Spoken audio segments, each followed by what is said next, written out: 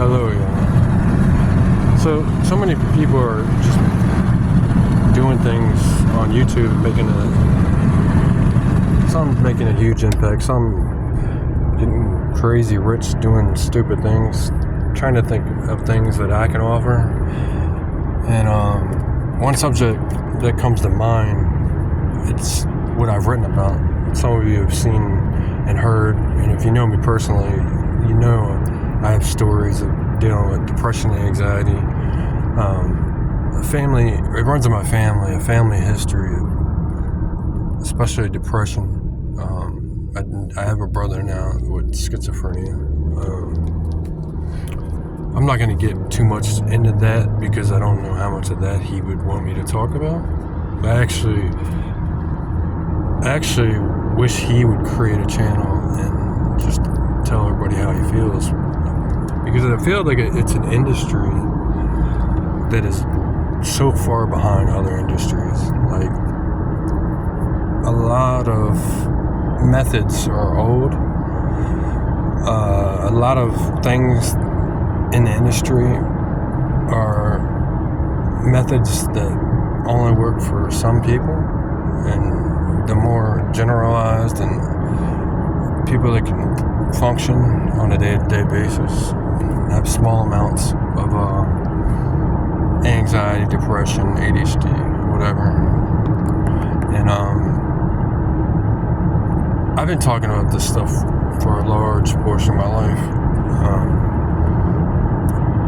I'm kind of hesitant to share some of this stuff because we live in almost like a victim age where everybody's a victim.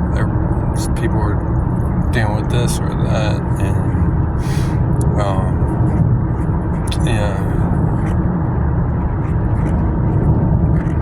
but at the same time, we don't live in a victimless world, and the impact that I've always wanted to make in the mental health field is to find solutions. Like, I've read so many books, not so much recently, but in my past. Because even though I've dealt with depression and anxiety or whatever, it's part of my DNA, my personality. I've always pushed myself. Like, a lot of people think like that people with depression and anxiety, they're not challenging themselves, they're not going out into the world. I work in media. I work in a field where I have to go to meetings. It's advertising. It's social. Early in my career, when I was younger, I was a team leader, and I was on my way up to, up the leadership chain and at this point in my career, I didn't use medications and stuff like that because I had always worried about the long-term effects. But it got to where I would deal with it situations that were embarrassing and whatnot. Some people might not have noticed it. Some people did. I come across as an extrovert, but I'm extremely introverted. But I kind of got to like a breaking point, man. It was like social situations, like one day I would be fine, and another day I would have to fight through it. And I was reading all these books, I was doing mental gymnastics, I was watching my diet, I was doing all these things they recommend. I used to drink a lot. I was not drinking. I'd limit my coffee, and these weren't solutions. These are just methods that help me cope and survive and keep going. I would put myself into very challenging situations, man, and just to hope that I would get to a level where maybe it wouldn't be so impactful in my social life and at work and stuff like that. And even though I was doing these crazy things, it was challenging things. I mean, challenging myself socially, talking to strangers, putting myself on the spot, going to talk therapy, reading books. I would read books because the days at work would be so challenging. Like, it was like an everyday fight that I was looking for anything that would help. I would read books. I went to counseling, which, I mean, it didn't really help all that much. And I got into a situation where eventually I tried medications, and that came with good and bad. I was always responsible with them. There may have been a few times where it was evident I was on medications.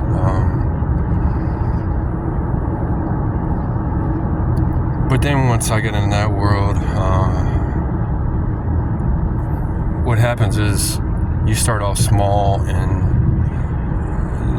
let's say you're taking like a 0.25 dose. The next thing you know, you are back to square one with the anxiety, taking the medications, and well, actually the anxiety is getting worse, and then you need more. So you get a tolerance. Now I'm still at reasonable levels, but there's, I have responsible doctors and stuff. They won't let me go past a certain point. But now it's like a catch-22. With the medications, I worry about long-term effects, and without them, you're talking about some of the worst withdrawal you can imagine. Things that take years for your body to recover from. It's almost like somewhat brain damage. Some brain damage. Your body, your mind stops making these chemicals because you're feeding it medication. But when you find the right medications, you feel normal. And that's all I've ever wanted, is just to feel normal. But like I said, my biggest worry is long-term effects. And I think overall, there's gotta be better ways. I talk about solutions. I want to find these solutions, not for me, not for just me personally, not just to get rich, not to write a New York Times bestseller, but to actually make an impact in the field, man. And I have so much that I want to talk about with the subject, experience, history. And I've managed to live a pretty successful life. I was a musician. I worked in the newspaper industry and media since I was 17, 18 years old. I've moved up the chain as far as I can. And I really want to do something. And sometimes I lose my drive to record things like this. And I am somewhat antisocial, but I just push my way through it. But I'm going to try to add some content, and hopefully it'll be useful to people out there that are dealing with some of the same things. And even other things like ADHD, schizophrenia. I have experienced it from the point of view of a family member. I've been in talk therapy groups with people with P.T.S.D, people that have been in war, people that have been in shootings. I just have a lot of stories to tell, and that's what this is going to be. Thank you.